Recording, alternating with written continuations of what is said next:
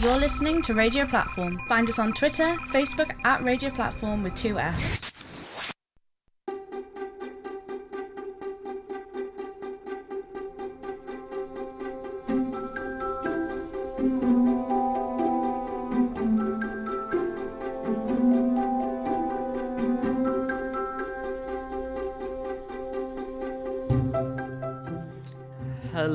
Hello everyone. Welcome to another episode of the Deano Reviews radio show. I'm your host Deano, and I played the ending music instead of the beginning music. This would normally be at the end. That was the show, everyone. Good night. That's interesting. I mean, whatever for consistency. They're both fantastic Mr. Fox soundtracks. But it's only the one. Anyway, I'm just gonna have to play the beginning music at the end now. It's thrown me off. Oh, it's all gone asunder. Hello, everyone. I hope you're well. I hope you're having a lovely day, time, century, whenever you'll be listening to this. But here, in my moment of time, everything's alright. Yeah, I'd say. Yeah, everything's not too bad. Yeah, on a personal note, the last episode, I felt quite ill. Yeah, it was the episode I felt really ill. And I apologise for all the gross noises and, step away from the mic for that. I feel a bit better now. Took the inhaler, steroids are working okay. And, yeah, everything's okay. I've seen quite a bit in the last time I spoke to you guys. The Void, like to call you, the villain of Thunderbolts. I mainly have watched TV, a bit of telly actually. I'm definitely more of a, in terms of the mediums, big theatre person. Mainly musicals, like in terms of what I consume. I like to be in them, like to be in shows. I'm a bit of a performer, a bit flamboyant.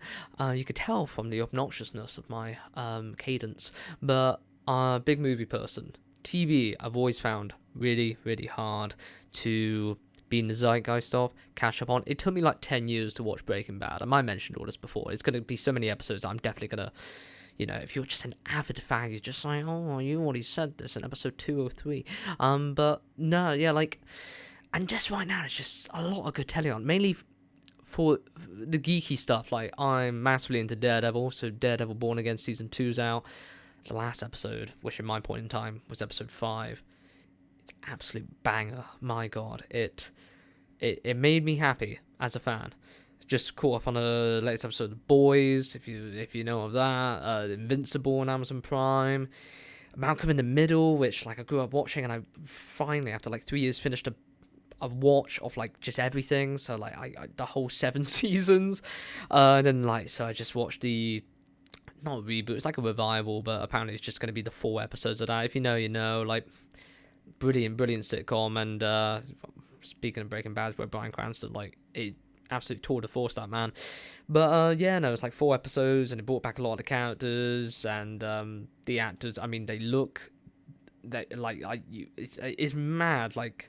These people are just oh, that was a 15-year-old, and now it's been clearly 20 years, but also I can tell it's them, so it's not that off-putting. It's uncanny, but they still got it. That was really good. Scrubs, which is probably one of my favorite shows ever, my comfort show. Das come back. So I'm still trying to still go to the cinema and be in the know of what's out, the big stuff. No, I mean, there's just some stuff that I may just have passed me by, and that's the nature of it, really. I see the stuff I'm interested in, but then there's the stuff that is just word of mouth, and I get pulled into that, and I know nothing about it. It doesn't have to be a sequel or a franchise thing. You just throw yourself into it. There's a few here today, actually, that falls into that, where I was just oh, I got the time, I'll just go see it now. You're near the cinema, which makes you sound like such a, not a miserable sort of I'll see this, the gift of cinema, I'll just see it, why not? Well, I know everything's a gift, but yeah, I some of these are oldies. There's one, I'm just gonna throw this out the gate. I was gonna throw it in because it's a movie I've seen, but that's one of these things are 2 weeks apart, so I can actually see some stuff. But I got a lot of energy now. I had a monster, and I am one. Whoa. So like a few nights ago, we're friends here. So I was watching a film with my other half, and it was in our guest room, which is quite cozy. And I got a projector set up. Kind of made of money. Nah, it was 80 quid. And like we had it, and it's really nice. Like it's a really nice vibe, and it has a certain ambiance to whatever feature you may be watching. And we're going to, and it was like, we go back and forth on these movie nights. I mentioned this before, it's cute.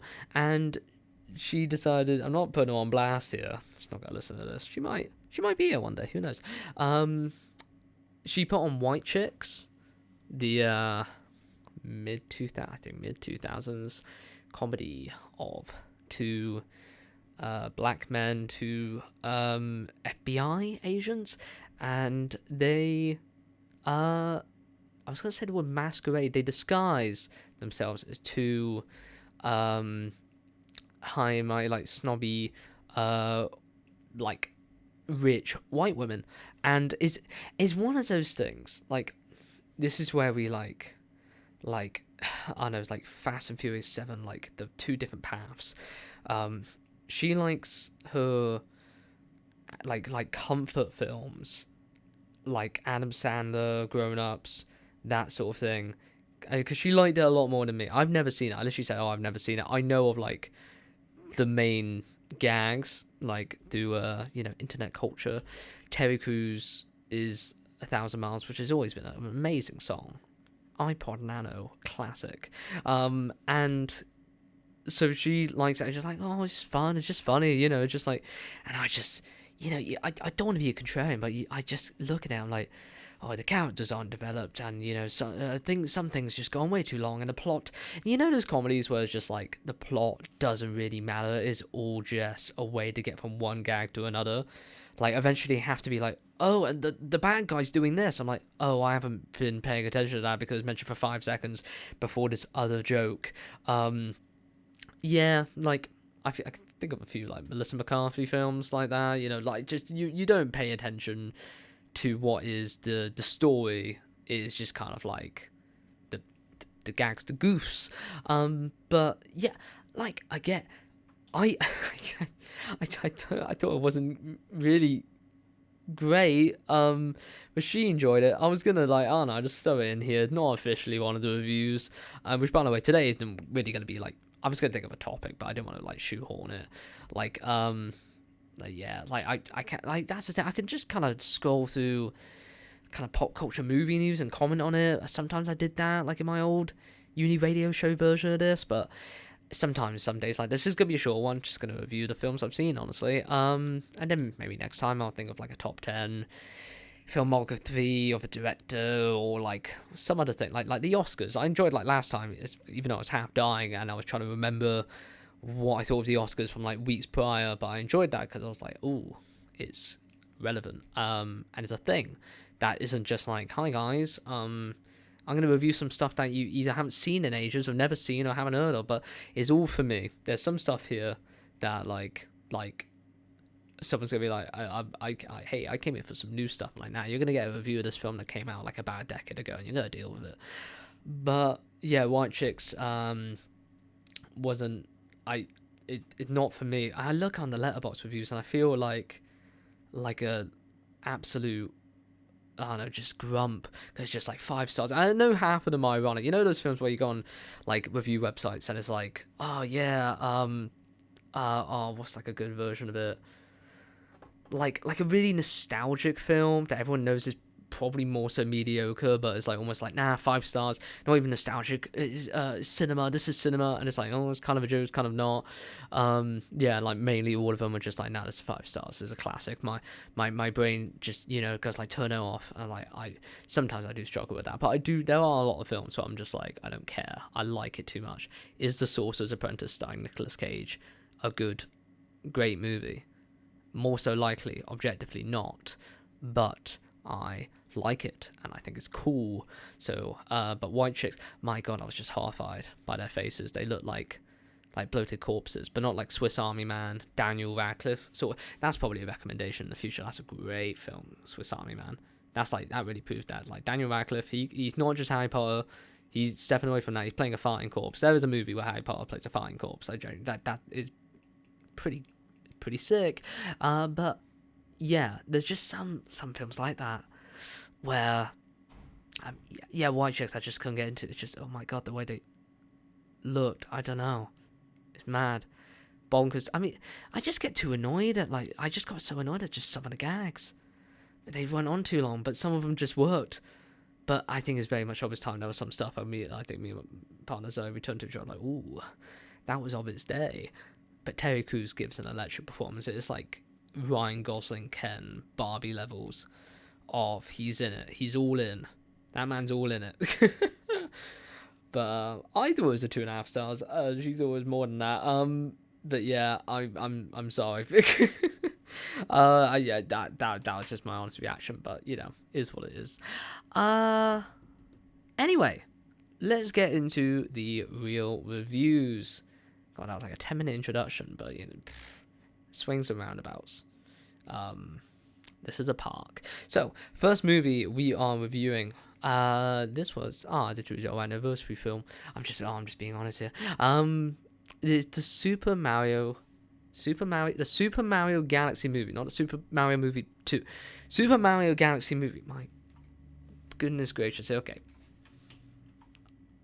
Oh, you're here. Now, where's the troubled pipe?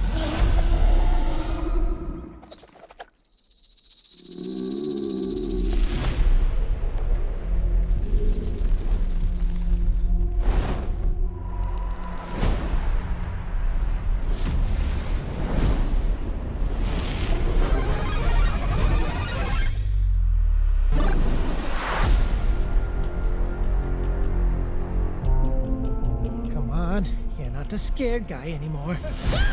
Yes, I am! People don't change!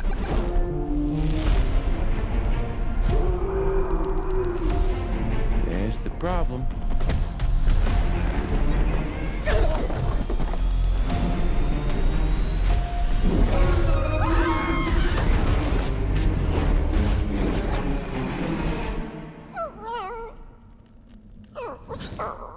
Hey. It's all right.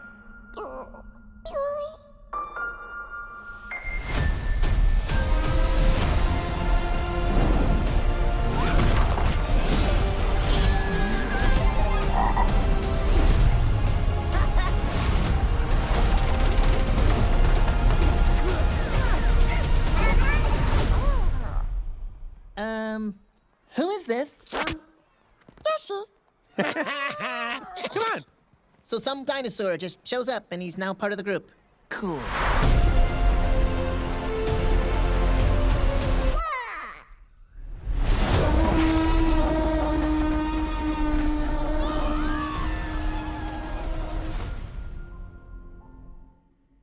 Yoshi. Yeah, man, this film's gotten absolutely roasted. Yeah, no, it's been a bit controversial. Well, not really the film itself, but it's more so like it's a good example of over criticism. It's almost to the level of snobbiness where, so basically this film, like critically, like a professionally critically, I suppose, has been given like, I don't know, like middling to, but not middling, more so like it was just like, oh, it's bad, it's like awful, it's worse, like I'd rather watch AI, or just kind of like really over the top stuff, or just like absolutely going like, this is the death of cinema. I don't know if someone been like that, but like, it's fine. I mean, it's good. I think I thought when watch immediate reaction was like, oh yeah, it's like above average. Now I'm more so, well, it's probably just, it's good. Like, is that level, like, you know, it's like not teetering on bad. It's more just, it's just good. But the main criticism has been there is no plot, and it depends. I think it's it's hard to say. It's a bit of a loosey-goosey way of saying it. Plot is defeating like rescue person defeat bad guy. That's really it. It is so many jests. It's like, I don't know, washes over you, all these sequences. I think there is only probably a few pages of dialogue in this film. I feel like I just felt like when are these characters going to talk more? And it's just bits and pieces, but then it's like, this thing happens, then this whole, not even action sequence, but just kind of animation test, like this whole like, oh, look what I can do, for like what feels like 10 minutes. I got number one pluses and 2 pluses, which equals yay. So is number one, the visuals, the animation is like gorgeous, like genuinely, it is so pretty. This film is pretty. Like, there was just scenes of like, I mean, I'm a sucker for like kind of cosmic neon galaxy visuals. By the way, I gotta say this, blasphemy, I've never played Mario Galaxy. Obviously I played Mario games, like the franchise that I had, like I definitely was there for my childhood, but it was mainly Mario Kart on the DS. It was just called the Super Mario Brothers game. It was just like also on the DS. I don't know if it was like a port of the old SNES games. I mainly know my old school Nintendo lingo from the Angry Video Game Nerd. So yeah, we didn't even have a Mario game on the Wii, I think, but it was mainly DS. That is where my Mario kind of like connection comes from. Like Mario Galaxy, you just never got it. But I've heard it's like one of the greatest games ever. But now it's like, it's tricky. I'm more of a PlayStation guy. Like, that's more so gaming core of my childhood.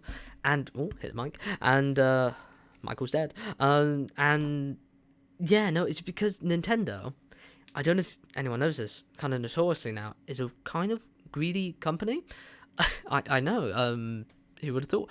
A video game company likes money. No, essentially, like, I just witness it, and it seems like being a Nintendo fan is just really hard, because like you want to play all these classic games, and obviously you don't want to buy an old console and then get the game, and you want it without doing piracy. You have a Nintendo Switch 2, so you can put it on there. Like, obviously, the popular enough game. No, it's like really expensive for a game that's probably like 15-20 years old. You do like on YouTube, like copyright there, like just fans doing stuff all the time. There was like one where like, I swear, like a kid died, and like was like Tombstone had like Mario on it, and like they stepped in. There's something like that. But so yeah, no, but Mario, all in all, Mario Galaxy, the game, I don't have much of a connection to, but I know my kind of the arc of all the Mario games, like mainly like watching YouTube. I thought it would have been better, I think someone said this, if they built up the Galaxy. I don't know where you go bigger than Galaxy. It is considered like the cream of the crop of Mario games, and it's Galaxy, is space.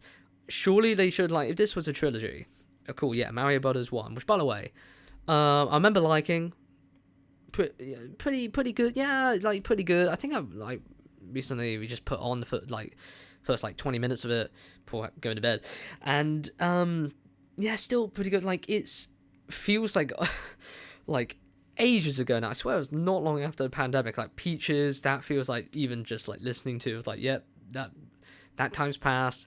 But like it and you get over all like the celebrity voices, like, okay, Chris Pratt, it doesn't sound completely like Chris Pratt. It's not like him in the Garfield film, it's just his voice, but it's like, oh, he's like, hey, doing a higher voice. Charlie Day, perfect. Like Seth Rogen, okay, cool, yeah, sure, he's just doing his own voice, and it was like fine. It was just too many like licensed songs, which was a bit cringy. Like, not every joke landed, but it was just cool to be like, clearly they like the games. For an Illumination film, it's like, I don't know, this isn't like Sony levels going from the Emoji Movie to Spider-Verse, K-pop Demon Hunters. This is like, oh cool, this is better than like Secret Life of Pets. It's more memorable. It got more, like, it put some heart into this animation here.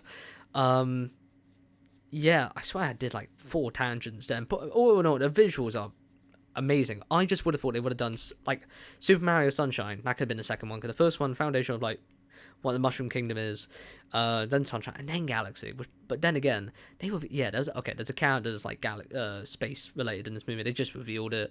Don't even know if I want to say it, but like, do a barrel roll. He was cool. That was cool. Wish there was more of him. But the second thing besides the animation, the music is amazing because it's like not licensed songs. It's just like the amazing score of the Mario games, which was just kind of like euphoric, captivating, like just out on his own. But it's eventually I just kind of felt like not numb to the amount of just kind of sequences. Even that sequences is like, I don't know, I just felt like it's not ebbing and flowing like Rosalina, which I haven't played the Mario Galaxy game. That's her game. I don't know if she has more than 7 bits of dialogue.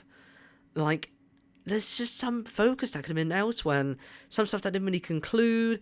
It just ends, by the way. It just ends. Like, oh, cool, it's done. It's done now. Oh, and also Yoshi. Love Yoshi. Actually, I'm going to throw this in. Orange Shy Guy is my Mario Kart main, and he was in this movie. And that was great for me. Yoshi, voiced by Donald Glover. Sure. I just like how in the Sonic the Hedgehog film, like, the actual Tails voice actor was the voice of Tails. I appreciated that. Here, Donald Glover, and I was like, oh, I want to go do the joke like Matt Berry in the Minecraft film. Oh, is that voice? But Donald Glover, I mean, compared to him showing up in Spider-Verse 2, I thought it was just going to be like, hi, yeah, I'm Donald. I got zapped by an actual voice ray. But no, it's just, from what I assume, Donald Glover, acclaimed, creative, visionary, one of the greatest talents of our time, is just in the booth going, yeah, Yoshi. I was like, fair dues to you, mate. Fair dues to you. That is absolutely class. I love that for him. Yeah, no, it's good.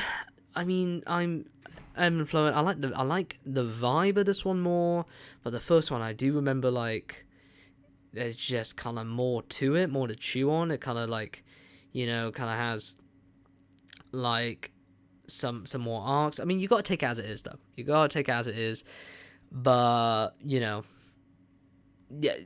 there's more could have been done in terms of like, then not even that. I just wanted more character stuff, really. I just would have thought like, oh, okay, we're doing this. What happened to that? Oh, we're here now. Oh, cool. Oh, they've just met up. Oh, convenience that.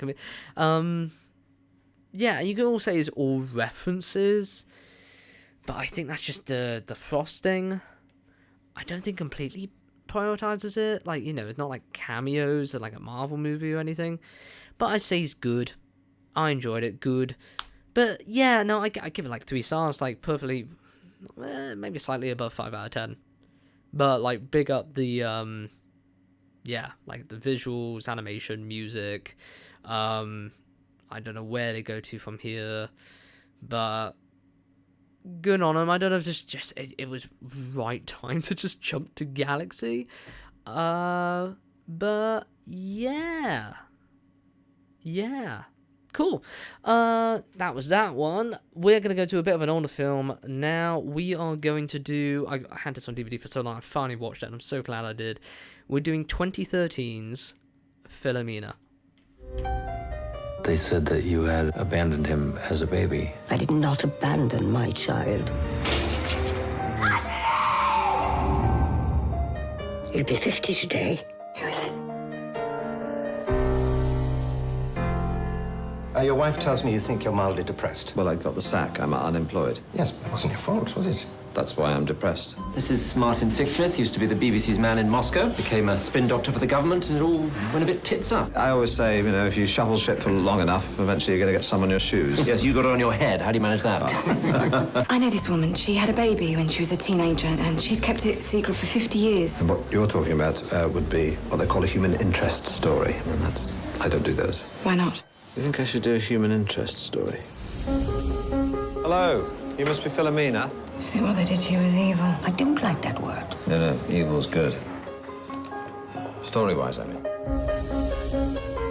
I was going to ask you if it'd be possible not to use my real name when you write the story. What about Anne? Anne Boleyn. It's a lovely name. Well, somebody had that. We're going to have to use your real name, Philomena.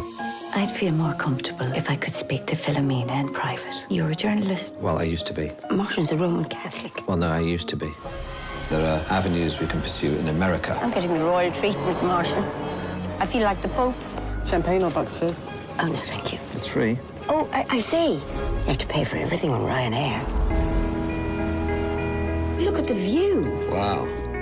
I only want to know if he's all right. What if he died in Vietnam? Or what if he was obese? What on earth makes you think he'd be obese? Because of the size of the portions. I met him. Where? At the White House. Did you remember anything he said? Hello. Hello. Hello. Might have been hi. Oh, Martin.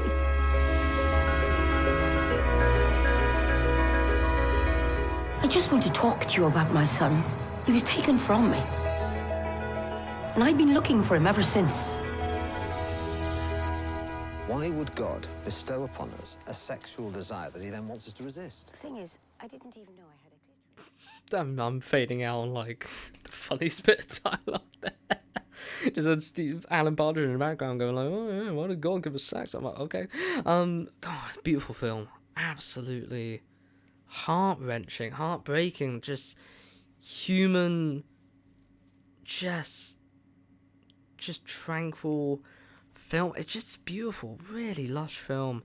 Yeah, I had this on DVD and I thought, this one, I googled it, it's short enough, I have the time, and I'm so glad I watched it because it's just stuck in my mind for like ages. Even now, it's only been like a week and maybe 2 weeks, and I still think about it, and it was such a captivating story. If you don't know, like, this was, I think it was nominated for an Oscar. It might have been, was it Best Picture? Let me quickly, Philomena Oscars. So it was, it's going to give me the answer straight away. Oh, it's using his AI thinking. Brilliant. Best Original Score. Is that it? That was nominated. Oh no, Best Adapted Screenplay, Best Picture, wow. Nominated for a lot, actually. Because I think it's like very British film, like BBC film made. So I'm like, oh, they're going to happen a lot. And yeah, and I did, it's this whole story that's true of this lady who's like in a convent, Philomena. She has a child out of wedlock, and this and the nuns help raise the child, but then they just like give it like for money, give the child away. She didn't get to say goodbye to the child, and then for 50 years it was haunting her. What happened to my kid? And then she finds this journalist, Steve Coogan, and they find what happened to the child, and and what happens is just very real. It's just a sad reality of kind of just following the trail of someone's life that's happened, and it's so it's just so captivating, and it has some just lovely bits of humor to it. I was YouTubing like the story. I was looking at like a little behind the scenes thing on the DVD. I don't know if because the author, the man who wrote the story, released it to the world so that people knew about it originally, which led to this film. He's in the story. It's kind of a playful truth of how much they kind of discovered it together. But yeah, no, Steve Coogan plays like the real man, which what's his name? I think it's Martin. Might have been Martin. But yeah, he plays him as like a curmudgeon, and I wonder if that guy might now, because literally he's so like robotic and doesn't know how to talk to people properly. Meanwhile, Philomena is just such a lovely character. Judi Dench plays her with such truthfulness and beauty and just loving motherhood, and again, it's such a sad story. And I mean, because of this film, like, more goods happened of like more like Ireland being like, no, these are the records, because it's honestly I don't want to spoil too much, because I really recommend it. It's an absolute gem. I mean, I don't know how kind of widely watched it is, but like, it's absolutely gorgeous. And because the real villain of the story is the nuns, the convent itself. God, I haven't seen The Conjuring, but like these nuns, I think I would hate them more than the actual villain, the nun, man, it's some of it is just evil. I mean, she was like, but Philomena is such a forgiving person. Even you would absolutely the rage of like what's happened here, and the lack of empathy, the immorality is just so engaging. Of like the ending scene I keep watching because it's almost like cathartic to try to just finally got some answers and then confront the confrontation. But there's Steve Coogan's way about it, and there's Judi Dench's way about it, and Judi Dench is so strong. It's such a great movie, and the score is amazing. The way it's edited, of finding the main characters finding out about a past that's already happened, hoping it would be the present, but you're kind of looking back on something that they like, this whole life's happened, and it's just kind of too late to try to interweave try to interweave into it. It's just because it shows all this footage of like what is this person they're looking for, the son, Philomena's son, and just the way it's done, where it all kind of meets together, of like of finding out what happened to Anthony in the film, and it does so much in like an hour and a half, and it leads to this kind of beautiful friendship of them both accepting each other. I do feel like Steve Coogan's character is just sometimes too much of like just unaware, and like he would just becoming more ruder. I'm like, oh, it's just kind of them like having a fight, but then suddenly something else happens, like, oh, okay, we're just like, he gets better come the end, and he learns a lot from Philomena. But yeah, no, all the performances are amazing. Fair enough, like it got nominated as much as it did. Yeah, beautiful film, really, really beautiful film. Next one, cracking on through these, is one that literally just came out, pretty much. We have a bit of drama. I mean, not completely the genre of the drama, but we have the drama. Here's the drama. Am I sensing some nerves? A little camera shy? Let's do a little warm-up so we're feeling revved up and comfortable for your wedding day. Yeah? All right, let's try it. Let's do a little warm-up. Up on our feet. All right, Charlie, move a little closer to your bride-to-be. There we go. What's your favorite thing about Emma? She's beautiful, funny. This is very serious. And she has the best laugh. Okay, good. Emma. I love that he's caring, understanding, and open-minded. That's good. Okay, so hold on to those thoughts. Don't forget to smile. Okay. Just smile naturally.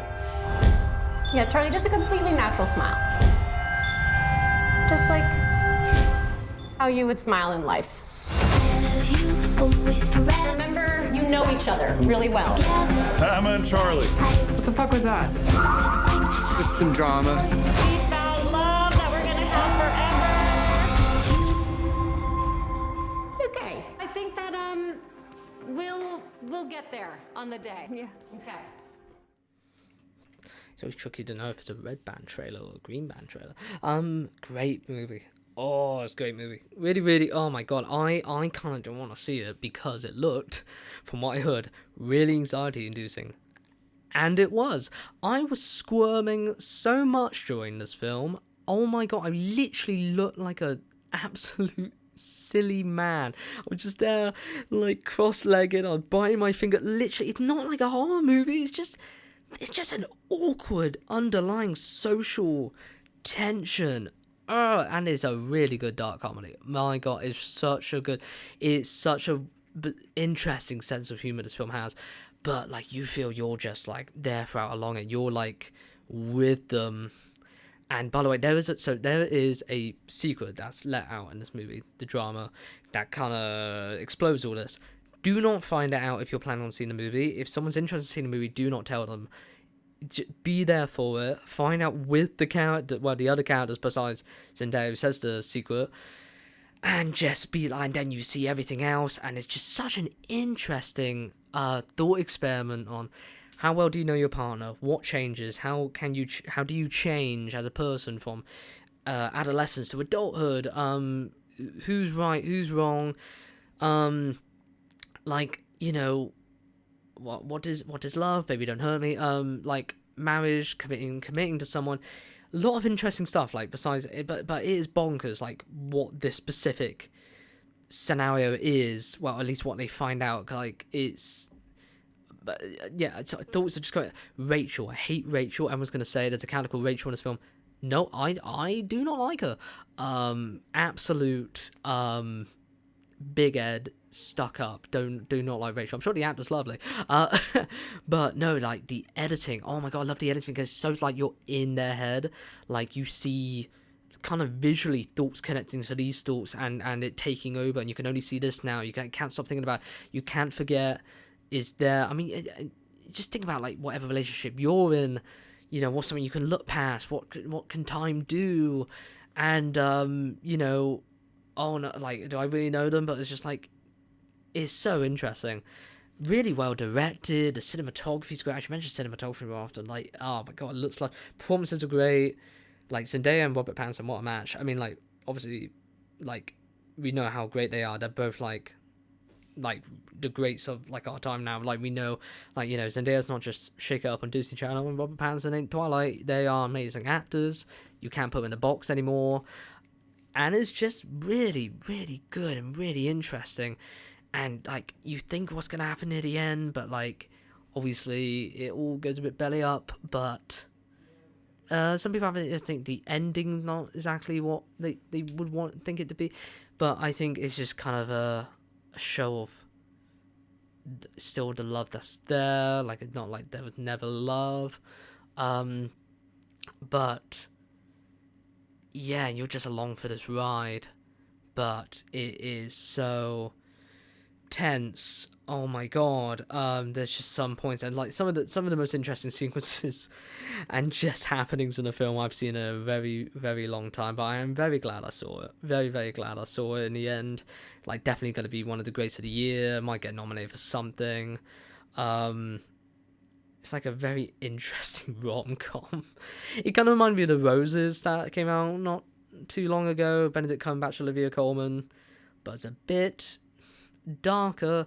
The subject matter it tackles, I gotta say, is like, it's more, it's like, I don't know, is kind of more, less, is, I gotta say, it's like less shoehorned, and, like, you'll notice if you've seen these two films, like, yeah, what I reviewed, like Good Luck, Have Fun, Don't Die, I always tries to tackle a certain subject matter, but brilliant film, really, really good. Anyway, yeah, I give it like 4.5 stars, whatever equivalent that to it out of 10, but definitely a must watch. But just be aware, it's like not like an easy breezy, oh, it's like really, really chill. Is like, it's pretty hardcore.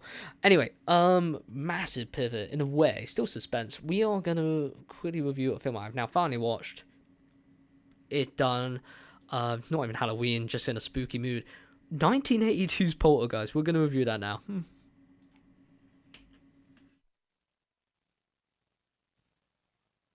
The house looks just like the one next to it, and the one next to that, and the one next to that.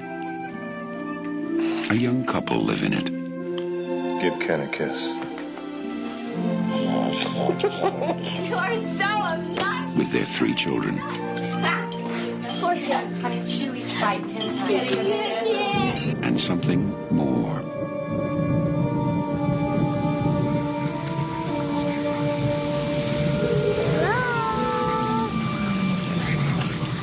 They're here. Sweetie, remember last night? Do you remember when you woke up and you said you were here? Uh-huh. Well, who did you meet? Who's here? TV people. Something's funny going on here next door. Something, We were wondering if maybe you had experienced any disturbances lately. What kind of disturbances? I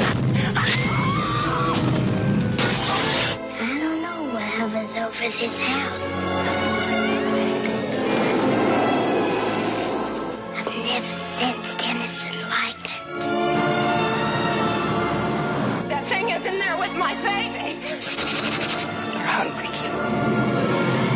Now Steven Spielberg crosses a frightening new threshold into a world within our own.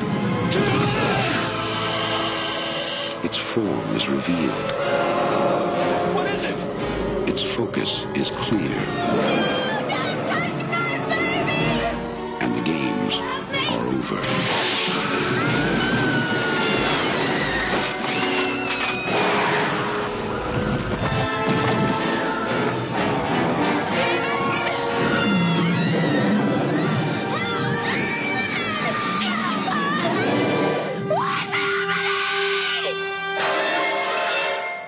Poltergeist. It knows what scares you. I'm not gonna lie, I kind of wanted to just watch that whole trailer. Yeah, it was obviously 2.5 minutes, a bit long, just for a preview to what I'm talking about. But I just thought, oh, is it like that Alien trailer? It's like famously, like just iconic, where it just slowly shows the letters and it's like, oh, in space. Less of a teaser.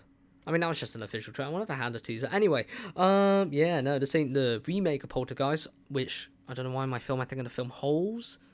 Not Holes with Shia LaBeouf. One was like literally like there's a hole in their basement and then like the scariest things come out. I don't remember that. That freaked me out. I was like 10. Anyway, Poltergeist is I thought it was like directed by Steven Spielberg, but it's just like a Nightmare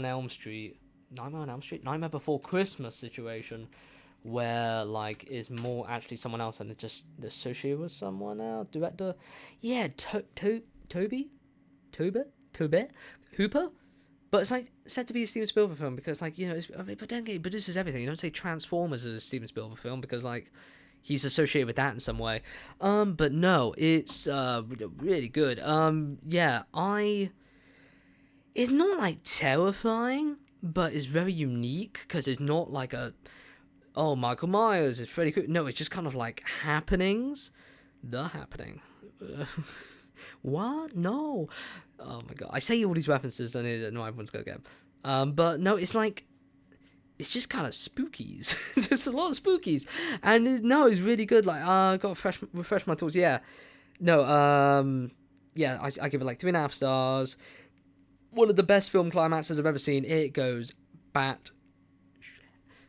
mouthing the other word, crazy at the end. I was like, it's only 10 minutes left, and there's some shots I know is associated with this film, because this film got a notorious like curse around it, like actors have died, and like not due to it, but it's like, it's not like Exorcist levels, but it's like, it's a bit strange.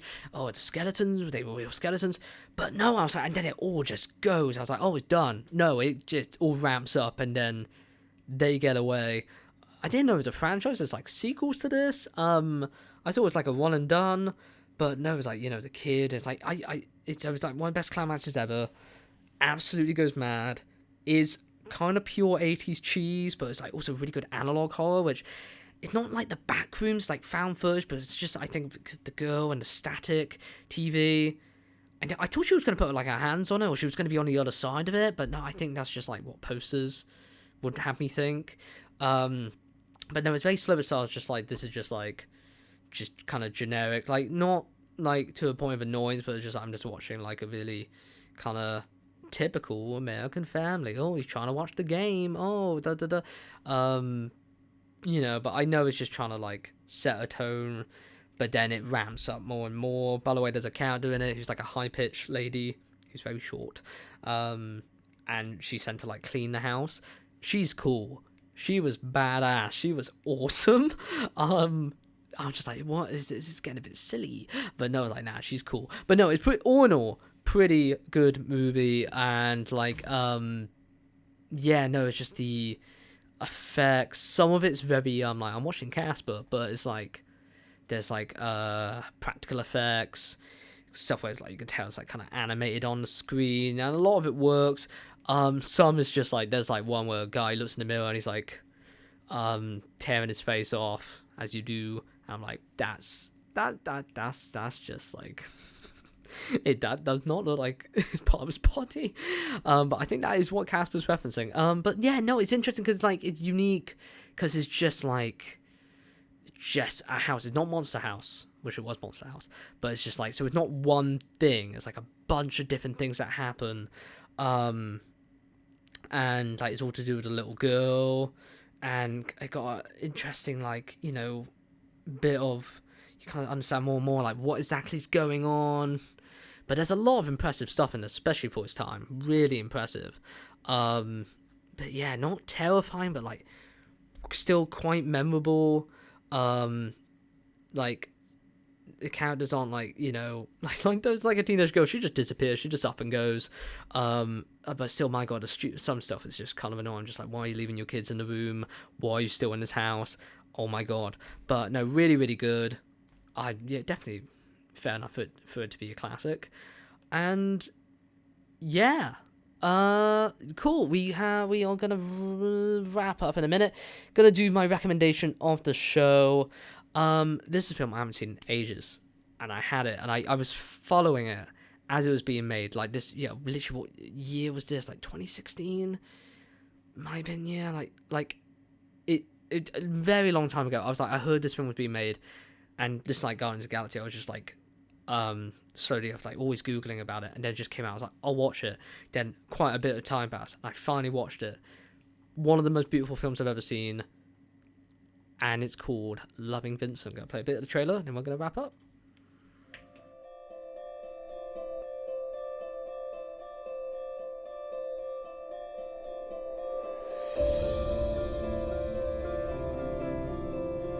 Vincent van Gogh killed himself? How does a man go from calm to suicidal in 6 weeks? So, what brings you to over there? I want to do something for Vincent. You're not going to stir things up again, are you? You've had quite enough weeping over that nutcase. His neighbors and the police and the whole town against an ill man. Vincent, what have you done? We all knew something was very wrong. Vincent! If only I could have been one of them. Great artists are not peaceful souls. That is the price of your path. Is it worth it? Did he change his mind? Did he want to live after all? You want to know so much about his death. But what do you know of his life? I would like to show by my work what this nobody has in his heart. You're loving Vincent. Guys, you need to see this film to believe it. It's an absolute, like, treasure of a film. Like the film in itself is, so it's a Vincent van Gogh biopic. Go Goth, woo. No, it's a biopic. Is like people investigating like who he was, how he lived, how he died, and it's still really good. I haven't seen it in a very long time, and this isn't a gimmick. This is part of it because this is how Vincent saw the world. It is a fully painted film. I'm looking at now 120 of Vincent van Gogh's greatest pieces. The plot drawn from the 800 blah, blah, blah. I thought it'd say more about like the actual.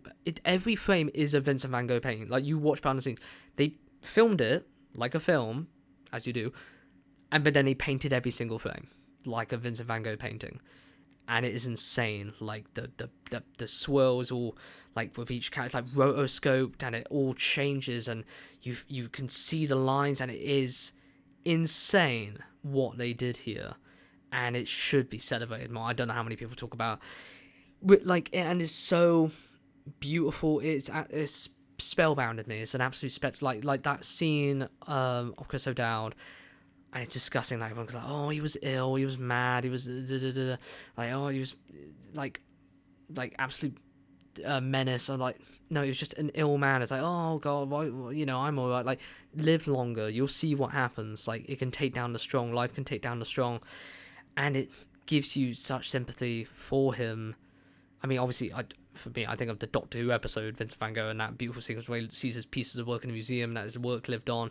But this is absolute testament to his life. I'm not a Vincent van Gogh expert, but it's like, if you're not going to see it for, I don't know, an interest in Vincent van Gogh's life, see it for the fact that every single frame of the film is a painting. Like, literally. Like, not like, oh, I could frame this. No, it is a painting. It is mad what happened here. God knows how long it took. But it's like an Armand film. It's just like how, like, the patience there. And it still turned out really well, really good performances. That still shines through. It still shines through. But no, really recommend Loving Vincent. Yeah, that's everything, guys. No, thank you so much for coming in today. For, like, sitting down with me. And just, yeah, hear me out. Didn't really have a topic, but just, to be fair with you, and filled up the time anyway, and it's pretty much the time I would stop anyway. But nah, been a pleasure, everyone. Have a good rest of your week, everything. Next time you hear from me, I'll think of more of a topic, and just, yeah, again, such an array of films each time. We go from Mario to Philomena to the drama, Poltergeist, Loving it. It's good to have variety, you know. Yeah, if anyone came in today like, God, I'm really hankering for a review of Poltergeist, you came to the right place. Yeah, thank you guys. This has been Deano, and this has been another Deano Reviews radio show. Have a good one. Bye-bye.